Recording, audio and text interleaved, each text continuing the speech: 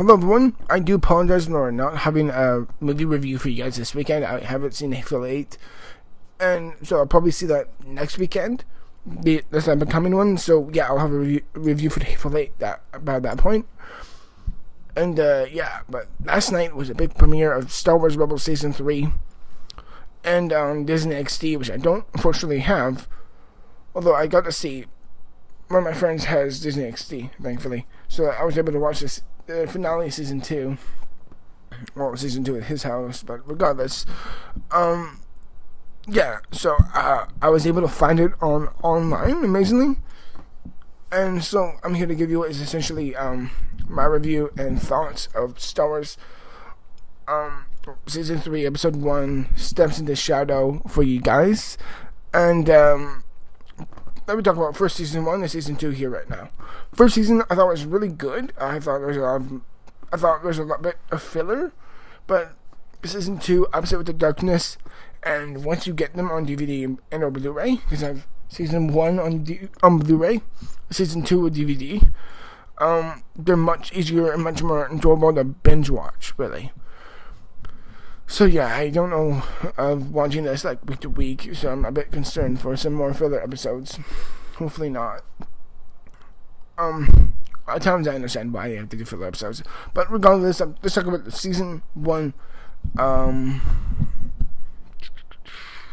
Steps in the Shadow. So yeah,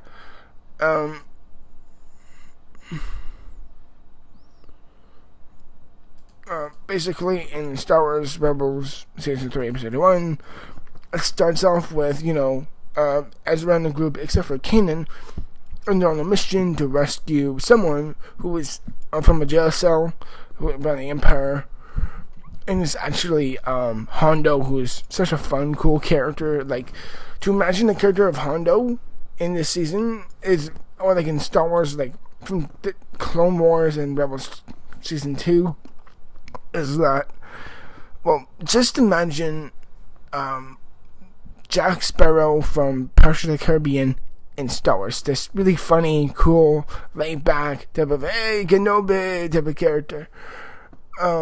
He's just really silly. He's a bit selfish, and yet he's kind of like a bit self-absorbed type of a character, but he's also really funny. He's such a cool, laid back character. Like, he's such a funny riot of a character.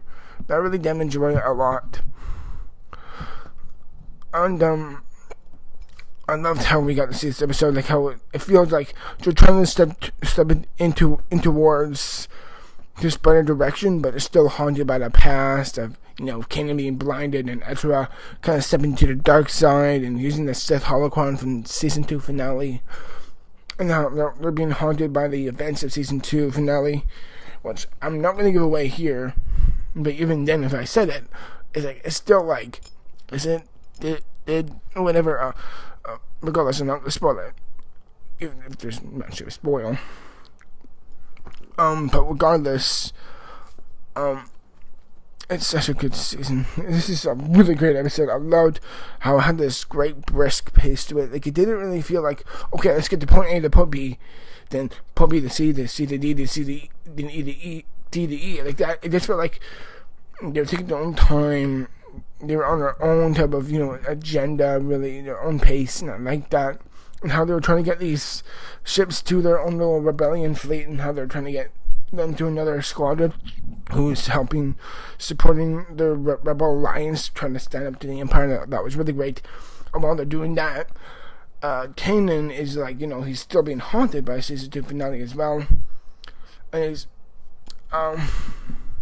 he's contacted, it didn't really contact me, he's come across this big, weird statue oxen character, and he's like, are you of the light side or the dark side or what? And the character, this weird big giant character who talks like, yes, I know, I'm that, in a weird way,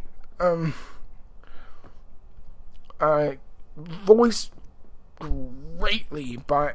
fantastically by the great Tom Baker. For if you don't know who he is, he played Doctor Who in the mid-80s. He's fantastic. He really adds such a great age and levity and a wiseness to this character, who I don't know if we'll see more of in the future. But regardless, it's like I'm very excited for this. I'm sorry.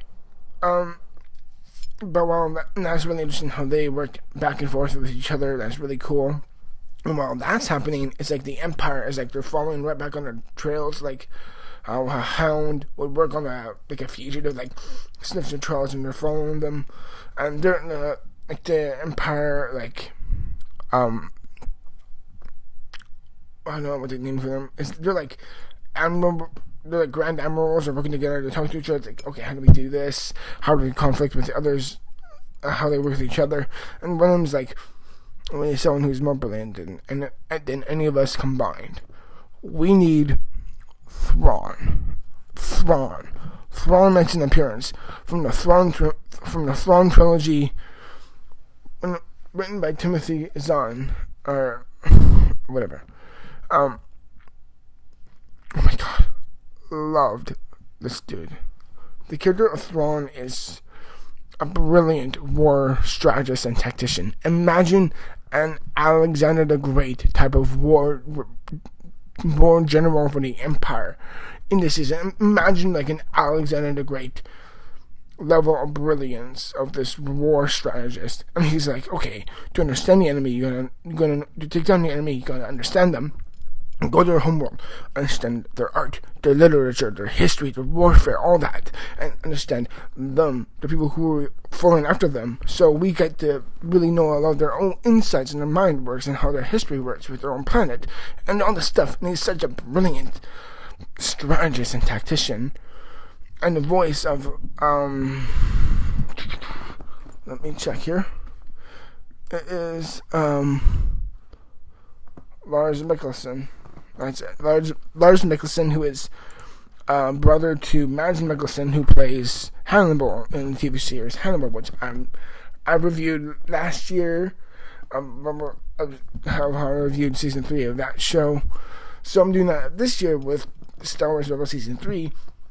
That's the thing.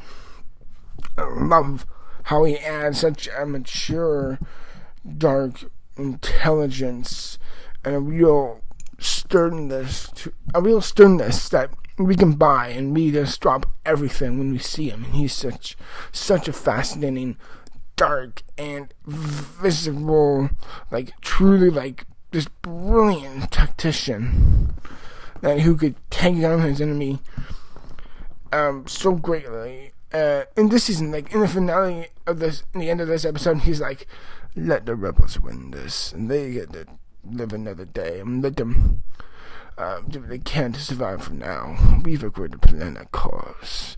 Which I would usually hate for everyone to be like, "Oh yes, there's a greater plan beyond this." It's like, oh god, for fuck's sake, really?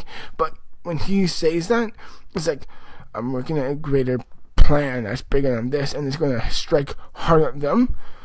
It's like, I don't know what he's going to do, but I'm terrified for this rebel group and how this man is going to crush them. And yeah, I have a lot of high hopes for this season now. And for the first time, I'm asking, like, with kind of like the same thing with the Avengers, I want to see some characters being terribly injured or even dying. So please, to the creators of the show, don't be afraid to take some risky moves. I'm just hoping they're going to mature best. But yeah, regardless of that, this first episode of Season 3, I really love it, and I'm really excited for the future of Star Wars Rebels Season 3. So yes, I am really excited for this, everyone. I really am. And I'll expect to see you guys in the future for more videos as always. Hopefully with a review of the Hateful Eight. Coming out... No, not the Hateful Eight. The Magnificent Seven. Coming out this weekend. Well, it already did, but I haven't gotten a chance to see it. But regardless, I will be seeing it this week. And I'll have a review for that for you guys this weekend, coming up soon. So yeah, I'll see you guys till then. And remember, may the Force be with you always.